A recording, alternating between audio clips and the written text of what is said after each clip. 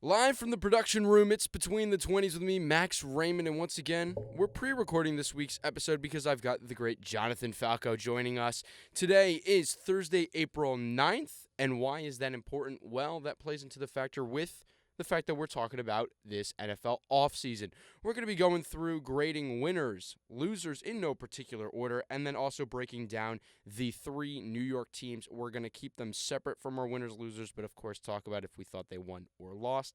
This is everything this offseason, trades and free agency up until this point, because it feels like, and you would agree, Falco, that beyond this point, it's just going to be draft, maybe trading some draft picks, but there's not going to be some big player moves. Yeah, first off, I mean, obviously great to be back here on Between the 20s. But yeah, I completely agree.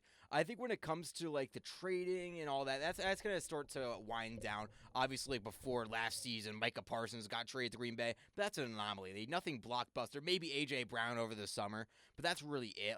The notable moves will start to slow down around now. So like we're pretty much recapping what happened throughout the month of March and all the trades that have happened from then. Before that, as usual, we're going to take a look over at some news and the big headliners this week.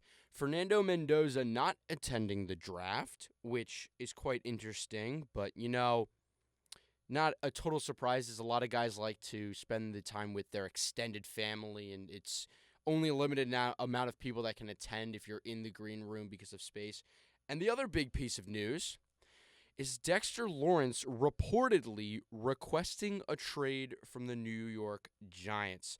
Jonathan, I'll let you have your first thought, and then I'm going to share my opinions and let you rebound. But first, when you first saw that, what were you thinking? My immediate thought is, what on earth? I mean, listen, as a Seahawks fan, a lot of my football expertise comes obviously from the West Coast football. So the teams that don't get talked about as much, obviously being my Seahawks, of course, up until this season. We have Bronco, even the NFC West per se. So on paper, if you're seeing one of the best interior linemen, if not the best interior lineman in all of football, request a trade from the Giants, that's just crazy. So I'm interested to see. I think the Giants are going to keep him overall. I think this is just a leverage move to try and get more money in sort of a contract detail. So I think he'll stay in New York, but off paper, the fact that he could get traded, even though the possibility could be very unlikely, there's still a possibility he could get traded, and that should raise eyebrows to everybody across the league.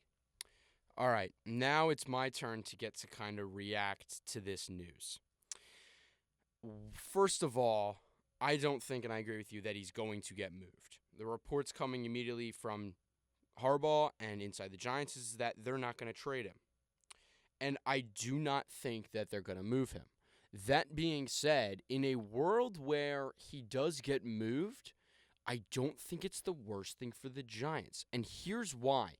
Like you said, he's one of, if not the best interior defensive lineman, defensive tackle, that is, in the league, which means he is going to receive or be worth a massive overhaul of value. Not just draft picks, you can potentially get some players, but in this world where we are sticking with picks, we're looking at at least 2 first-round picks, if not an additional second and or third on top of that, or a fourth, whatever.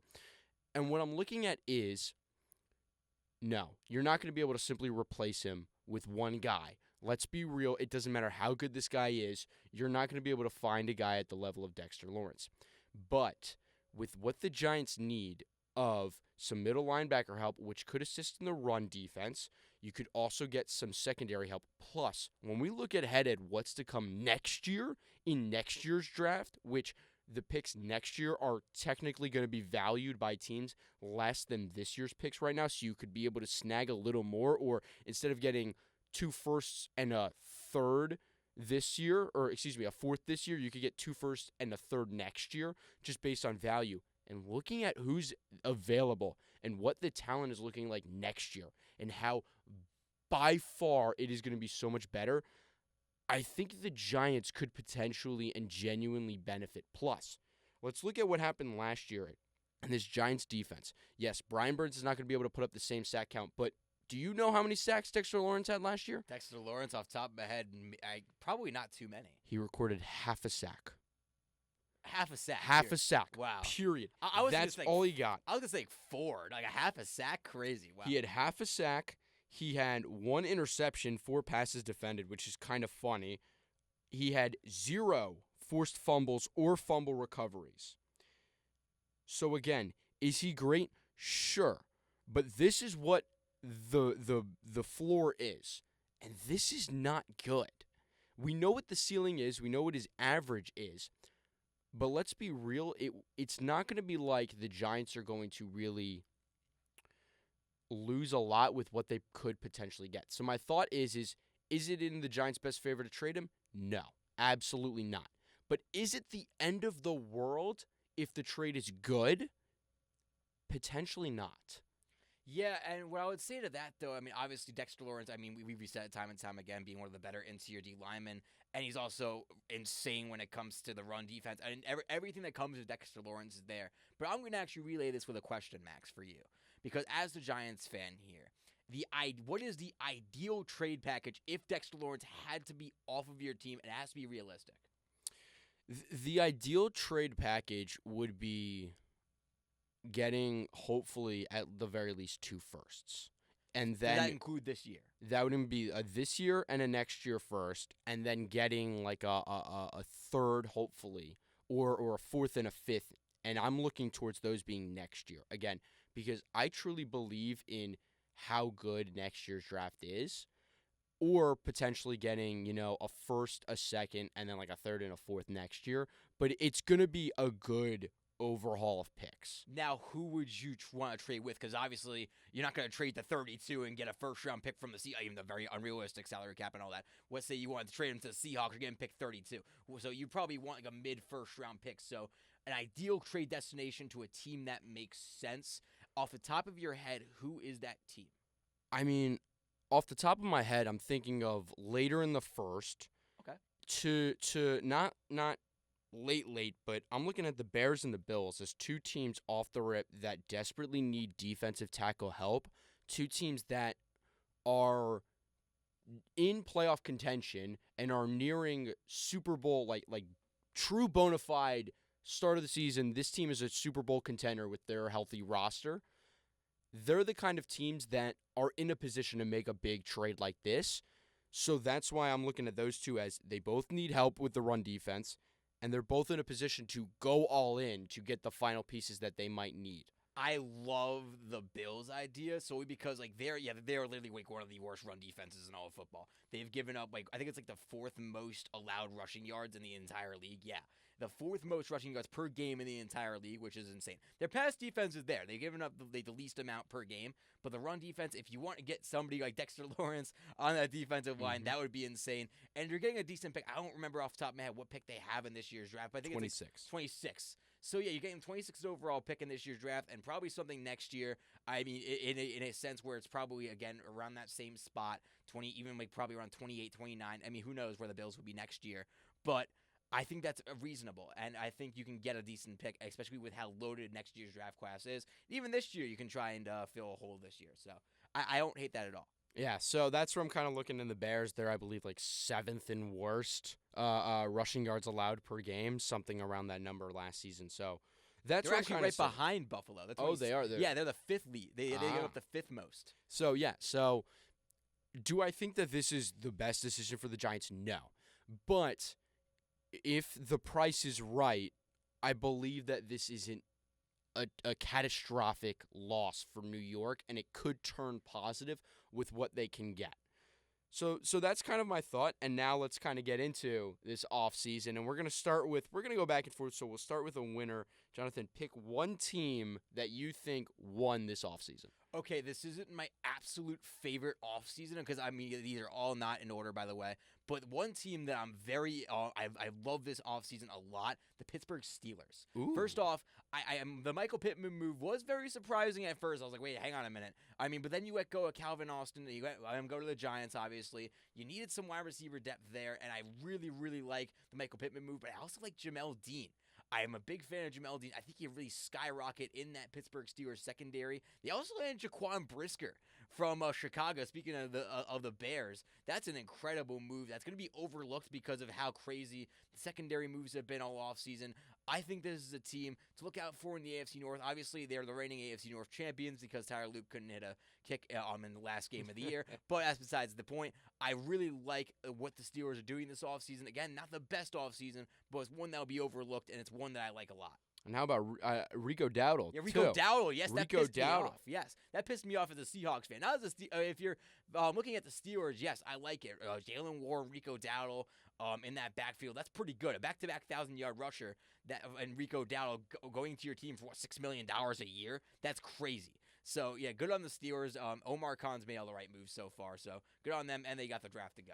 So far so good. Yeah, I'm gonna agree with that. Talking about building up the tools that you're gonna need. They grabbed a couple of offensive line pieces on 1-year deals, Ryan McCullum and Brock Hoffman, just kind of pieces, adding some depth, adding some potential guys into the rotation with either you're gonna have a veteran in Rodgers who's gonna be not that mobile, so having two running weapons to have a running game is going to be crucial because the quarterback's not going to be much of a threat, or it's Will Howard potentially, who's not really that mobile, or a quarterback you draft this year, which there aren't really that mobile quarterbacks. So again, having the running game, bringing in the wide receivers, and building an offense that's going to support either an aging quarterback that can still ball, or a young gun that's going to need the tools as they grow and develop. So I agree. Steelers, a real nice offseason. And, of course, I'm going to open it up with a real true bona fide win, and you're not going to be happy, but you're going to agree, the Rams. Yes. It's the LA Rams. And I'm going to ignore the Puka Nacua situation for now because truly it is not clear what is going on exactly. We don't know how this is going to affect moving forward. So with that aside, we talked about it a few weeks ago, what the Rams really needed, and it was the secondary help. When you looked at this roster, it seemed like everything was bona fide ready to go except for that corner room. And what did they do? They went and got two incredible corners. Yeah. And while that may be just about all they did, that's all they needed to do.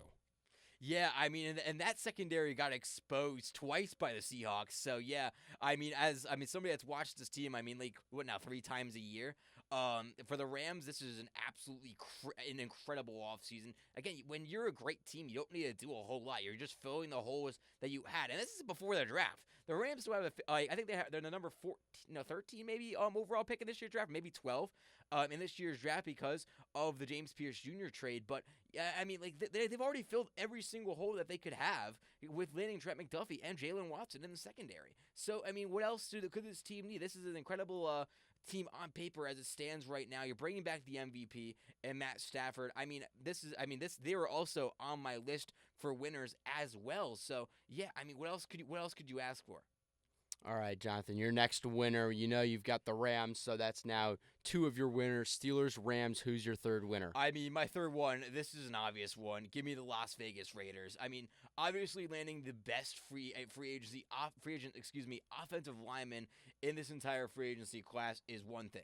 The other thing that's going to be overlooked is that they filled their linebacker core immediately. They went from Jermaine Pratt and Jamal Adams to Quay Walker and Nakobe Dean, 2 guys that won a national championship playing together at Georgia. So I talk about chemistry on a defense where Rob Leonard's going to be trying to call new plays and potentially adding to the defense later on in the draft. But you're also setting up very nicely for Fernando Mendoza, who's eventually going to be your starter because you've already signed Tyler Linderbaum. You landed Spencer Burford on the left side, on a very cheap deal at that. You move Jackson Powers-Johnson. He's pretty much locked in at right guard, and your outside O-line isn't that bad. You're already bringing back Colton Miller, who's coming off of an injury, granted, but this team is what the goal is for this year's offseason for the Raiders shouldn't have been, make yourself a contender in one offseason.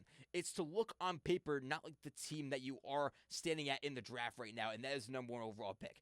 This team on paper already does not look like a 2-win, 3-win franchise. This looks like a team that can get 6 wins without Fernando Mendoza, and they're going to get him in this upcoming draft. I'm very interested to see where Quint Kubiak, who's another offseason move, will bring this team come next season. I'm excited. I totally agree. I also had the Raiders down just really preparing for Mendoza. You bring in Cousins, a guy that's going to be a great mentor for him. You bring in Linderbaum, so he has his bona fide center and a great one at that for 3 years. You add a little more wide receiver depth with Jalen Naylor, so it's basically just all depth. But there's also some more guys you could get in the draft, so there's just plenty of opportunities to really have weapons he can throw to and use. You've already got a running back in Ashton Genty, and now you've given him a line. All great things. I'm going to move over to the first loser now that we're going to talk about. My first loser, and I truly had this, I didn't rank anything else, but if I were to rank, this would be my number one, is the Jacksonville Jaguars. I love that. Yes. Really just, they didn't do anything, and they just lost. You lose Greg Newsome, Travis Etienne, Devin Lloyd, Andrew Wingard, and who did you add? Christian Rodriguez? Just a team that was in the playoffs, building, looking like it was kind of starting to climb towards something. Your offense is becoming something. Your defense is starting to move into that top end caliber. And now what? I don't even think that they're going to come close to playoffs next year.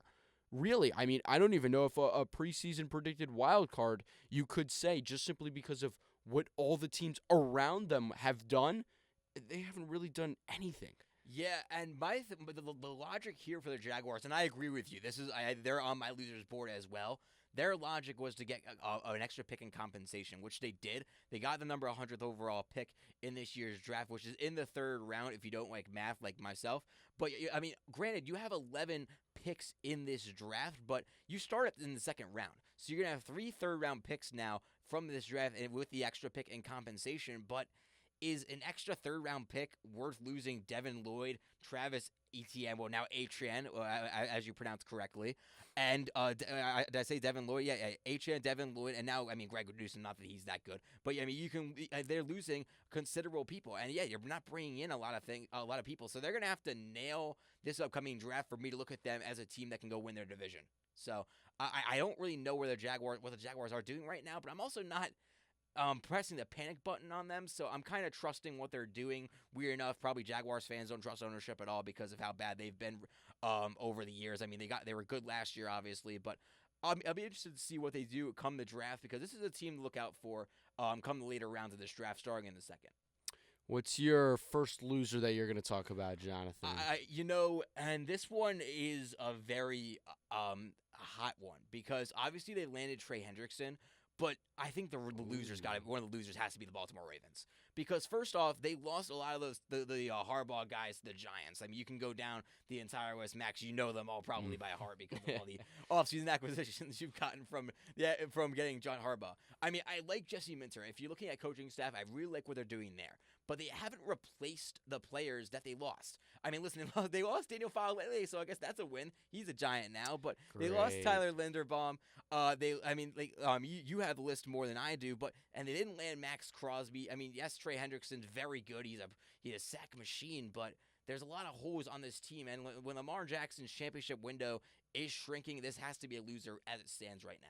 Yeah, our Darius Washington, Isaiah Likely, Patrick Ricard, you got Stout the punter, just a list of guys that truly would play big roles, that are now going to play big roles, and we'll get into it with the Giants later on. But I agree. It's just not been the offseason that Ravens fans probably hoped. And while they are holding on to Hendrickson and the potential of what he can bring, and while it isn't exactly Max Crosby, it's still going to be a lethal weapon. And let's be real, the Ravens really didn't have a bona fide true pass rusher, like a dominant one. They were one of the worst pass rushers in all of football last year. Yeah. So, yeah, getting Trey helps. I'm not, overlooking that, but there could have been more besides, listen, they got John Simpson on the right side. They have their right guard now for the year. Is that really going to be, what brings Lamar Jackson to a Super Bowl? On paper, no. And honestly, it also doesn't help that we've already talked about the Steelers being winners. I'm going to save them, but I think the Bengals are a winner with a little tease. But I also am going to go as far to say I think the Browns did a great job this offseason. And I'm going to get into the weeds of it because, yes, is there a little bit more maybe they could have done? Sure. But let's not forget that they have a lot of capital in the draft. And so because of that, they definitely stayed conservative with what they did because of the opportunities that they had, especially when it comes to the offensive side. But the defense, we already know what it can do. We already know that it's a top-end defense in the league. You had Quincy Williams and A.J. Epinesa to that defense? Who allowed this to happen? I truly think that the Browns have one of, if not the most elite defense. It's going to be up there in contention this season with a top-end defense in the league, to the fact where you had a guard and a wide receiver in the first round of the draft. And now all of a sudden it's like, wait a minute. Could this Browns team actually turn into a wild card roster? Maybe. We'll see how Dylan Gabriel and or Shedeur Sanders grows and develops. But I think that just simply looking at what they did and what they can now do in the draft, this feels like a really good offseason, if not great, for the Browns. Yeah, and then weird enough, the Browns, they haven't really been drafting too bad in the first round either. So, and they have the 6th overall pick. I mean, on paper, if they were not on paper, but if they were to trade the pick, sure, they can get more draft capital. But I think it's at number 6. I think as of right now, I think the runaway is Cornell Tate for this Browns team because they desperately need a wide receiver still. But with that said, I mean, yeah, I like it. They actually weren't in my winners. They probably should have been, but they weren't in my winners. But they probably are just off the list as like an honorable mention for me because yeah, they've built this defense. They blew up their entire offensive line, and to get an entire new one. And they're looking at it like, I mean, Max, you said it all. I mean, they're building a pretty solid team here. Or a solid unit, I should say. I mean, the defense is getting better. The offensive line is getting revamped. So it's just a matter of what happens at quarterback. Will their run game be as good? Will step up like last year. I mean, Quinshon Judkins still has some room to grow. But, I mean, the only really question is for this Browns team is who the heck is going to be their quarterback? Is it going to be Deshaun Watson? Some of you didn't even mention Dylan Gabriel or Shedeur. But besides that, I like this Browns offseason so far. We're going to finish out the winners and then move back into our losers. So right now in our winners, we got the Rams, we got the Raiders, the Steelers, and the Browns. And I already teased the Bengals, but I'll save that for me. Jonathan, what is another winner for you? Oh, yeah, so I'm not going to match yours. I'm going to go with the Tennessee Titans. Ooh. First off, I am a big fan of not only what they did with their coaching staff, they also landed a wide receiver in Wan'Dale Robinson, 1,000-yard wide receiver. I think it was like a, $17.5 million deal. I think that's a steal for a guy like him who's going into a Brian Daboll system. So he reunites with Brian Daboll in Tennessee, so he kind of knows what he's doing there. So I'm really interested to see how this Titans team is, especially having Cam Ward finally, and I mean finally landing a wide receiver one for him. So I'm interested. I really want to see what the Titans do in this upcoming draft. Do they go pass rusher? You can pair him with Jeffrey Simmons on that defensive line.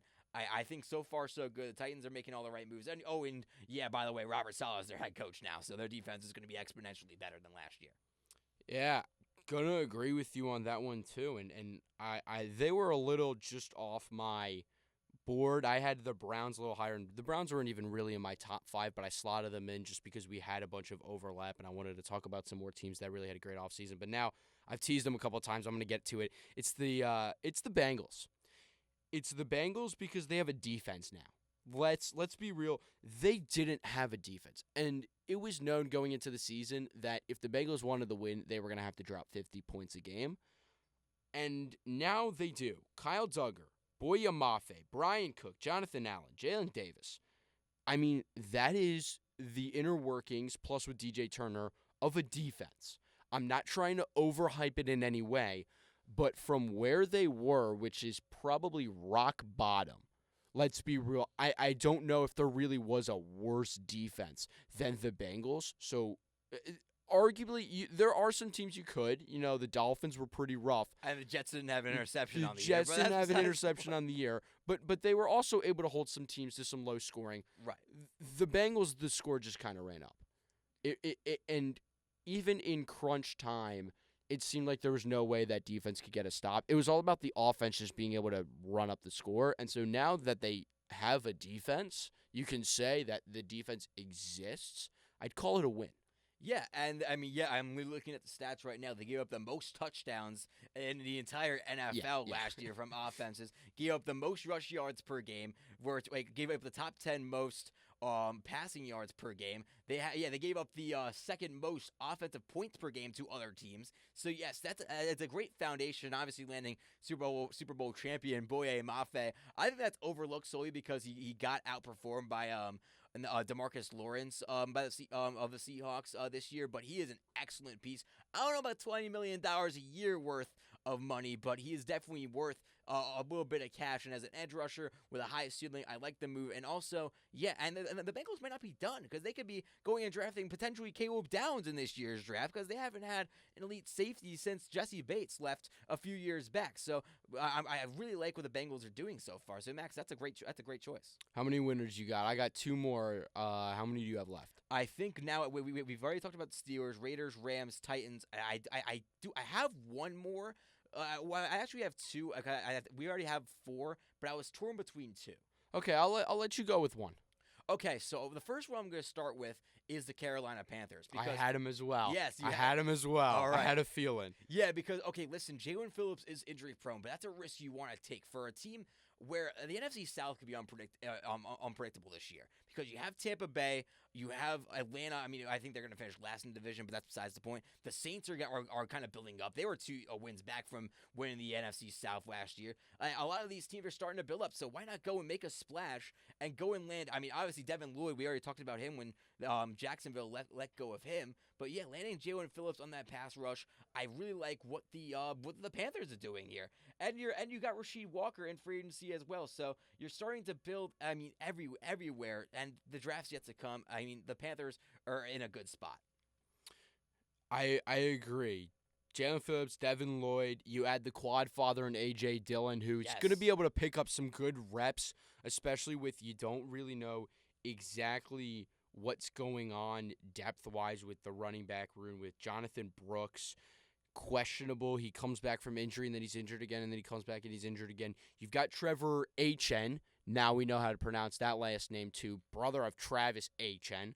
So, name clarification, which was honestly kind of a funny little thing. He was his Saints presser. I think it was his first one, and he's like, yeah, my name's Etienne, but the way that it doesn't look that way when it's spelled, and he was kind of just like, yeah, I just told him, yeah, the broadcasters in college just say ETN. Yeah, those really random. Those corny like Instagram accounts when the Saints and Dolphins go at it, like, oh yeah, 8chan versus 8chan, swell. Like that's what it's gonna be now. So I mean, listen, it's good that people are starting to get the name right. So yeah, it's Travis 8chan, Trevor 8chan, Georgia legend. So yeah, I mean, hey, national champion, I believe, Trevor 8chan. I think you're right on that. Yeah. So I mean, listen.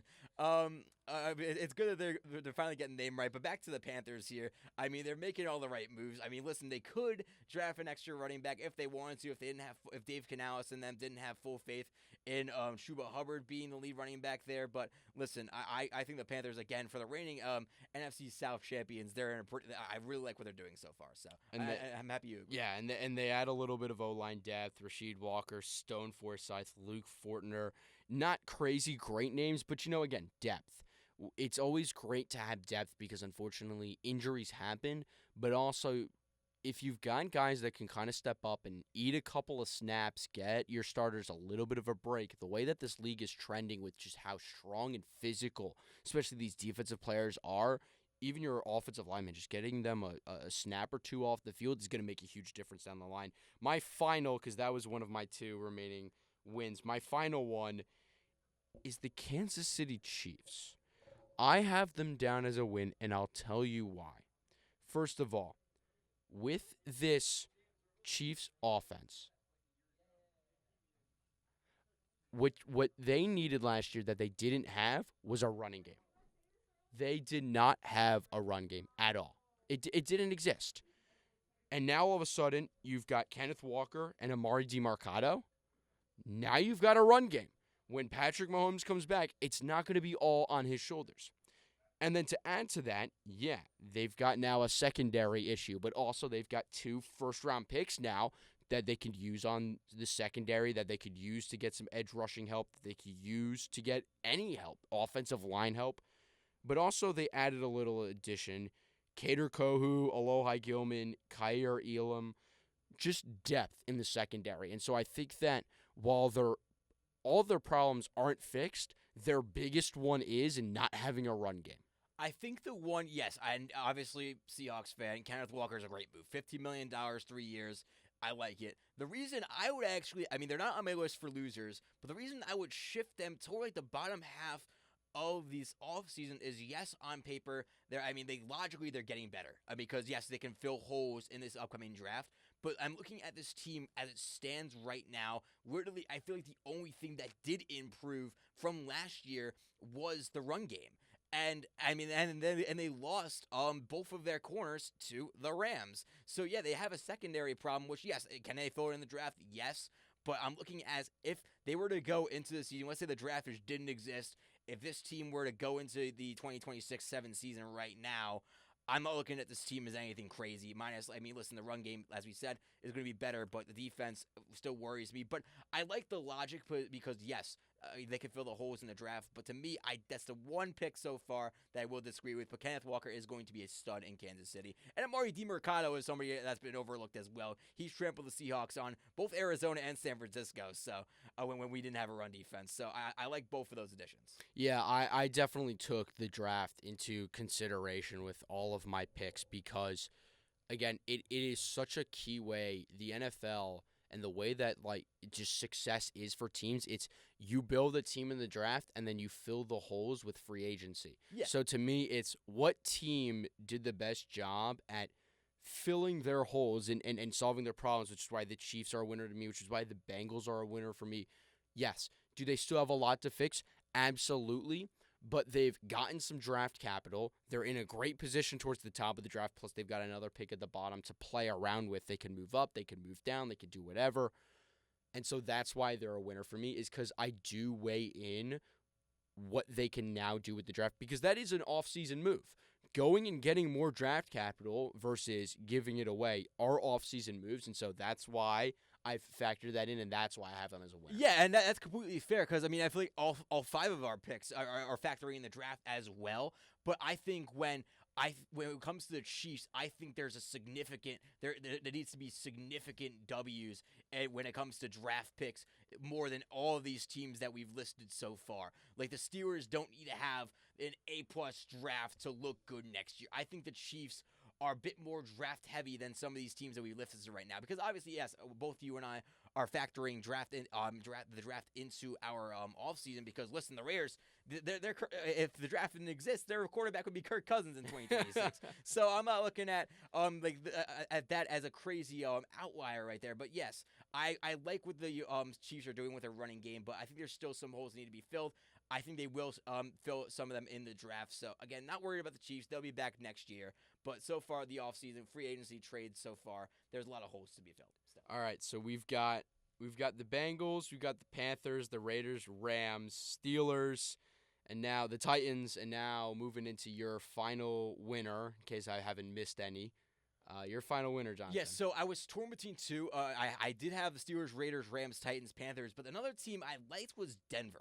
Because I really like Jalen Waddle. Because first off, it's kind of like the Rams situation because of what else do you need to add? And when Bo Nix, if you go and land a wide receiver of the caliber of Jalen Waddle, is a first round pick a lot? Maybe, yeah. But I think this team's trying to go all in. They were one of the best defenses in the entire league last year. They had the best defensive line in all of football last year, in my opinion. They got sacks like crazy. Nick Bonito was a stud. You can go down the entire list there. But, yeah, I think that the Broncos, they didn't necessarily need to do a crazy amount, but they made a splash at wide receiver. It was a risk, but I think it's going to pay off for the Broncos, lining up Courtland Sutton and Jalen Waddle on that Denver offense. So that's why I was kind of torn between Carolina and Denver. If I had to pick, I would probably pick Carolina because they did make more moves, as we said earlier. But, yeah, I think Denver's had a pretty solid offseason for what it's worth.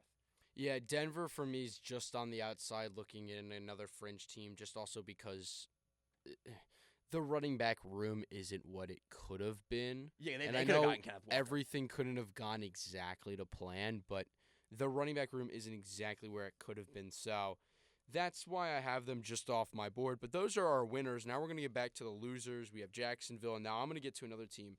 That's the Detroit Lions. I have them down as a loser, and a kind of just common consensus across my loser board is the fact that they just didn't do anything. What I felt like this season was that the teams that went out and made moves made great moves for what they needed. And then there were the teams that didn't do anything. I don't feel like there was a middle where there were teams that made moves that didn't help them. I feel like that teams that if you either made moves, which helped you, or you didn't make moves, which hurt you. And the Lions are one of those teams that didn't do much of anything. Yeah, and I completely agree with you. They're also they're actually the fifth team on my list for my five losers because yeah, one of my hot takes. I mean, this is pre-draft before everything else that comes with the NFL draft. That there's a legitimate shot that this team could finish last in the NFC North next year. Yes, that is my hot take coming into pre-draft. So we'll see what the Lions do there. But yes, I completely agree with you when it comes to this offseason. It's been very disappointing. They went from Sonic and Knuckles to Sonic and Chuckles, signing Isaiah Pacheco. I mean, listen, the Greg Dortch is their wide receiver 3. I mean, I don't know. This team's just not deep enough because I mean, remember when a couple years ago when they were relying on everyone and their grandmother got injured in the 2023 season and they were in the divisional round of the playoffs. If like God forbid one of their skill players or a guy like Aiden Hutchinson were to get hurt this year, they'd be cooked. Like because of how competitive the NFC North is. But it's not a runaway anymore, and they haven't made the moves that would impress me to say, hey, just because they have Jahmyr Gibbs and Amon-Ra St. Brown doesn't mean that they're going to go and win the NFC North because the Bears are probably the consensus favorite, and the NFC North only getting tougher. So, yeah, I agree with you. This is a great take by you, Max, and there's a reason why they're on my list as well. I don't even know if that Lions Lions finishing last is that hot of a take as you think, with also the fact that the Vikings still have Brian Flores, who's just an incredible defensive mind. And although the offense, we don't know what it is, but they have Justin Jefferson, who's arguably the top, but unarguably within the top 5 of the wide receivers in the league. Now, you can argue if he's 1, 2, 3, 4, or 5. He's one of those guys. And so because of that, the Vikings are going to be competitive. The Bears and Packers are probably still going to be battling for 1. And so the Lions, the odd man out. And again, their secondary has been their biggest flaw for years. Over the last few years, the secondary has been the reason why they haven't been able to go out and win. And they still haven't improved it. If anything, it's gotten arguably worse. So yeah, the Lions not doing much. Jonathan, give me a loser. Yeah, and this is another team that's done nothing. How about the Los Angeles Chargers? I mean, listen, they brought in like Tyler Biadasz. I think that's how you say his name. He's a center. He came from the Commanders. They got rid of him, but that's really it. I mean, listen, they have Rashawn Slater coming back from injury, but I mean, I think this team still has holes on their team right now. I mean, look at it. Talk about secondary. Who the heck is in their secondary right now besides Derwin James? I mean, and not only did they lose Jesse Minter, I mean, like, what's going to go on there with Jim Harbaugh, Ron Harbaugh's team? I'm just a little confused as to what the Chargers are doing right now. They haven't really made any moves, and when the AFC West talking about competitive divisions, they're only getting better. Are they going to be able to compete again like they did this year? I don't know. Yeah, they added Keaton Mitchell at the running back spot. They added Charlie Kolar at the tight end spot, and the list kind of ends there. And now, yeah, this was a bit of an older team trying to get a little younger is part of what they're trying to do, but also, like, why would that matter when you're a playoff contending team trying to get closer to the Super Bowl? Like,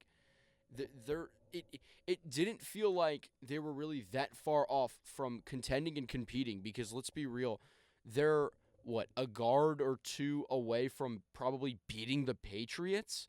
Like, they just couldn't get any offense going, but also neither could New England against them. It was just, I don't remember the final score. I think it was like 16-7 or something. Like, it was a low-scoring game. If you want to pull that up for me, Jonathan. I think it was like 17-10, but I'll 17-10. Okay, so I was off by... No, sorry, 16-3. 16-3. Okay. Way off. So I had New England score right, and I said 7 instead of 3. But so again, 3 points, but they held New England to 16. When you hold a team to 16, you typically think that you've got a pretty good shot at winning the game. And so because they were arguably a couple guards away from being able to actually give Herbert a chance to go out and throw the ball around, and then they don't go get the guards, I know they might be able to draft one, but like... yeah, I agree. It's just a really strange. My next one, another team that really hasn't done anything, the Cardinals. I mean, Arizona, what is going on? What do you do? Jacoby Brissett's now your quarterback. Okay, you bring in Kendrick Bourne. Sure. You bring in Gardner Minshew, Tyler Algier. Okay, maybe you'll have some sort of a running game. I don't know. And the defense is still, yeah, it's just like, it's almost like they threw in the towel and they're like, this season's going to be whatever it is. It's almost reaching the point where it's like, do you just do a full sale, trade everybody away to get capital in 2027 and go from there. Like, what's the point in I don't know. I just don't know what they're doing. You know, I actually chuckled a little bit when you said this because I find it so funny that I literally forgot about the Cardinals when I was like doing my research about like winners and losers. That's how forgettable of an offseason they've had. They should like be one of the top of my list, or if not like one of the top 3 on my list for biggest losers in this draft, because yeah, they've literally done nothing. I mean, like this running back room literally reminds me of Houston last year, where it was like dysfunctional. They had like Woody Marks, I mean, Dameon Pierce, and then they got like they didn't even have what's his name, Joe Mixon, the entire year. And then they're gonna have James Conner coming off of an injury. Trey Benson, swell. I mean, he's gonna lead the team to wins, sure. I mean, Tyler Algier, really? You're gonna have a running back room between coming back from injury, James Conner, Trey Benson, and Tyler Algier? That's a whole lot of mid. And we talking about trading players away. Who are you going to trade away? Budda Baker? And what are you going to get out of him at this point? Maybe a second-round pick? Maybe a first if you're really, really lucky from like a contending team? But I don't know. Like, this team is in a really bad spot. And when your 3 other division rivals are 3 of the best teams in football, like, you're not competing with them. They have the 3rd overall pick, but what's that going to fill your offensive line? I mean, maybe they go David Bailey at 3. That's a whole other conversation we could have. But, I mean, they really – I don't know what their direction is right now. And their new head coach sucks. I mean, he's going to get fired in a year. I mean, like, it doesn't make any sense. I mean, it doesn't suck. I mean, listen, he's Mike LaFleur. He's a solid mind. But, like, is he going to turn the Cardinals around? No. Is Trey McBride going to develop? Yes. But that's pretty much it. I don't know. I mean, their wide receiver room is pretty solid. I mean, Marvin Harrison, Michael Wilson paired well with not Gardner Minshew, Jacoby Brissett last year, or toward the latter half of last year. But that's it. That's it. Yeah. I see nothing with this Cardinals team. They should be on my list for sure. It's kind of strange, and I'll give one more loser. I'll let you give one more, and then we'll get into the New York teams. And my final one is the Tampa Bay Buccaneers. Another team that really didn't do much. Yeah, great. They got Alex Anzalone and A'Shaun Robinson and Kenneth Gainwell, but they really did need a lot more help at the linebacker, the defensive back. They could have used some more help again with edge. And they lose Mike Evans, and I understand they have the deepest wide receiver room in the league, even without Mike Evans, even if you want to say without Chris Godwin, because he seems to be injured quite a lot right now. It's still Emeka Ibuka. It's still Jalen McMillan. It's still guys like Tez Johnson, who is going to be able to pick up the slack as a solid wide receiver 3 kind of guy, if not even more as a little bit of a gadget guy. He's got great speed, great athleticism. And so, yeah, you lose Mike Evans. They added David Sills the 5th, which is kind of funny, but with a team that's already got a pretty deep wide receiver room, Mike Evans doesn't end it all. But again, they needed more help on the defense. And there were guys there they could have gotten, and they just didn't. Yeah, I mean, you lost Levante David. They're not on my list, but I like the idea. First off, I just think Todd Bowles is a terrible head coach. I think he's going to get fired one of the year, or maybe 2 if he's lucky. But, yeah, this defense is just looking fraudulent right now. Because, yeah, I mean, listen, you're going from Levante David, who just retired, to Alex Anzalone. I mean, like, I don't know where the direction of this Bucs team, too, which, I wouldn't be surprised if they finish, 3rd in the division. Because of how, I mean, listen, maybe they have Baker Mayfield and Bucky Irving. Maybe the offense just propels them to victory. But, I mean, is Zach Robinson, the new offensive coordinator they got from Atlanta, going to be the guy that's going to propel this Buccaneers offensive line? Maybe against Atlanta twice a year, but are they going to? Is this a playoff team? I don't know. I mean, one notable thing they did in free agency was they re-signed Kate Otten. Like, great job. I mean, and listen, I'm not knocking Kate Otten. He's a good player, but yeah.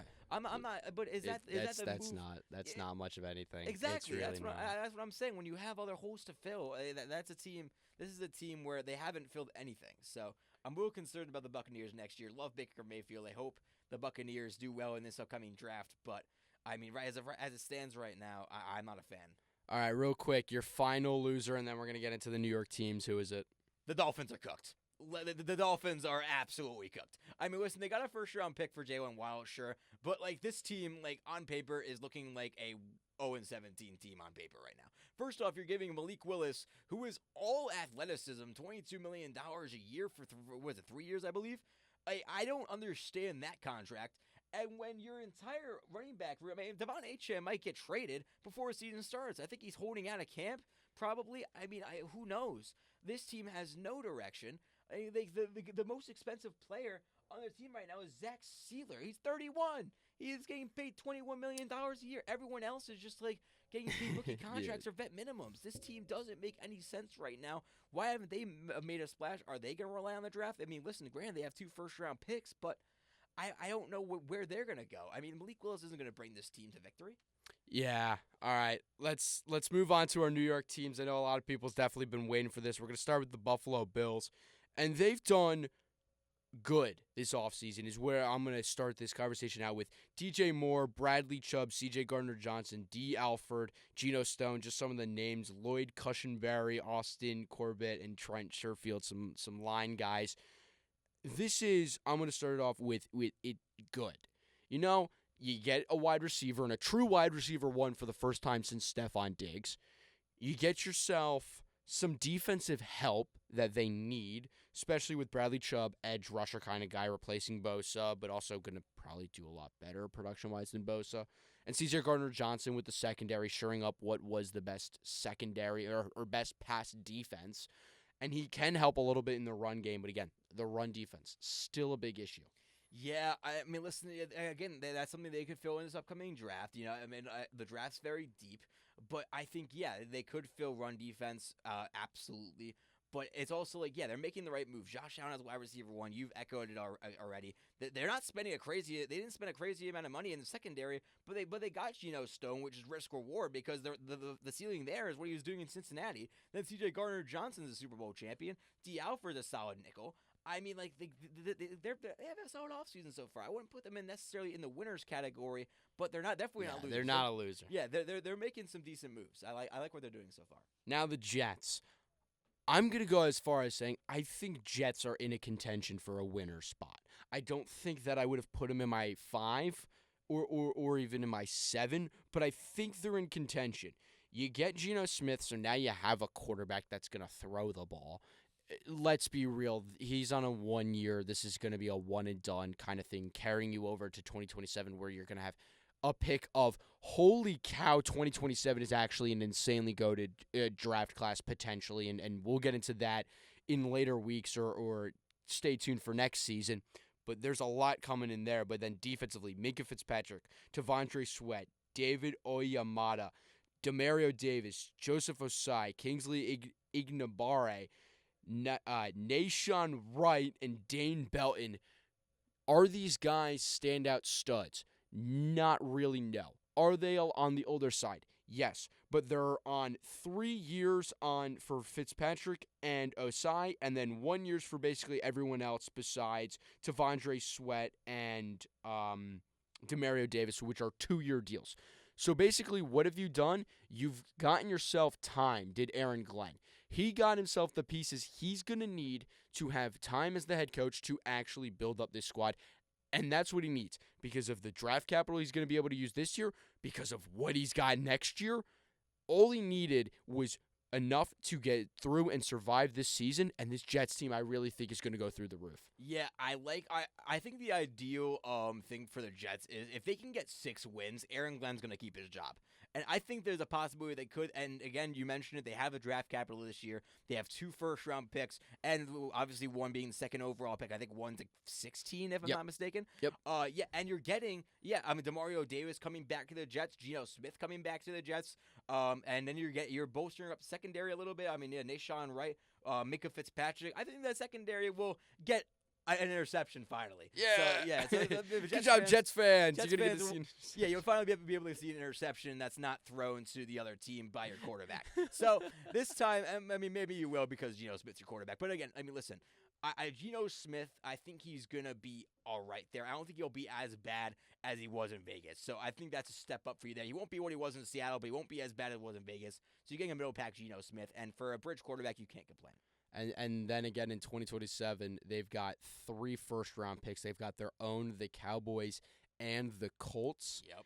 And while the Colts might be slightly on the higher side, potentially we'll see what happens with Daniel Jones and their quarterback situation. But most likely that's going to be another potentially early first round and then 2 middle-of-the-road first round. So you're getting your quarterback because I don't see anyone really ahead of the Jets potentially. Maybe the Cardinals, but with the amount of guys available, they're still going to have their option. Even if they're at 3, they'll still probably have their pick of their lot. And then in the middle of the draft, they'll be able to get whoever they need to fill in wherever or best available, most likely. So the Jets are really set up in a great spot where they did what they had to do this year. And again, they're short deals, which means that this capital is going to be freed up to either re-sign guys that you're going to want to keep around. Like a lot of the names that I mentioned are on one-year deals where you'll then have that cap space to spend on re-signing Breece Hall finally, potentially, or running back class looking really good next year too, or you get somebody this year and he ends up panning out. And so, yeah, I think the Jets are I think they're in a good spot. It's not great, it's not incredible, but let's be fair and honest. I'm not trying to hype them up because I think 6 wins is probably their ceiling, maybe 7's the ceiling, but it's going to be an improvement from last year. And even if they don't end up doing much better, even if they win 4 or 5 games, they're going to be set up in such a great spot. I'm also interested to see, though, let's say everything goes wrong for the Jets. Do they fire Aaron Glenn? And how many wins will it take for Aaron Glenn to keep his job? And that's why I say 6 is a success for the Jets and Aaron Glenn. I think Glenn could be the guy to turn this team around, and obviously with the draft capital that they can use, I don't know what they're gonna do with Breece Hall. Honestly, I mean, if I had to make a prediction right now, I think they're gonna let him go after this year because I mean, yes, the next year's running back class has some potential. So I mean, I think they can try and either that or they go and pick up a free agent running back that they really like. Who knows? Yeah. But yeah, I like where the Jets are going here though. But it'll be brick by brick. But they're starting to build up a little bit of a wall here. Though, I think the no interceptions you could put on Glenn, but past that, I really feel like it's just as kind of the set of circumstances of he's been dealt a really bad hand. And now we'll get to the New York Giants. I think this is a true winner. I mean, you bring in Harbaugh, bang, win. Tremaine Edmonds, Greg Newsome, which last season wasn't that good, but when he was with the Browns, that was a different kind of guy. And if the Giants could get him, would be great, and he's expressed interest in wanting to stay in New York, so maybe the Giants could get a little bit of a discount slightly because he wants to stay. You get Isaiah Likely. Finally, they have a receiving tight end because the tight ends they've had over the last few years are terrible. Or Darius Washington, whatever. Darnell Mooney, which, yeah, has he not looked all too good over the last few years? Sure. But let's not forget the offense that he's playing in. The Atlanta Falcons. What do the Falcons notoriously do? Misuse their weapons. They are horrible with using their guys properly. So the fact that now Darnell Mooney has a chance to step up, and he's probably going to get a lot of playing time. He's going to be the bona fide wide receiver too, and he's going to actually be used properly. That his skill level is. The only downside is I hate what they did with the offensive line this offseason. You bring back Evan Neal. Why? Jermaine Illuminor. Okay, sure, but like you could have easily just, maybe bumped Marcus Bowe inside and gotten yourself an offensive tackle, which they could still do, but like I just are there more that they could have done? Sure. Am I upset that they didn't necessarily do more when it comes to getting guys that weren't already in New York? Not really, because the capital wasn't exactly where you'd like it to be. So, maybe they go a little cheap. You draft some guys just so you can kind of fix up the cap a little bit. Sure, but re-signing these guys for what? More disappointment?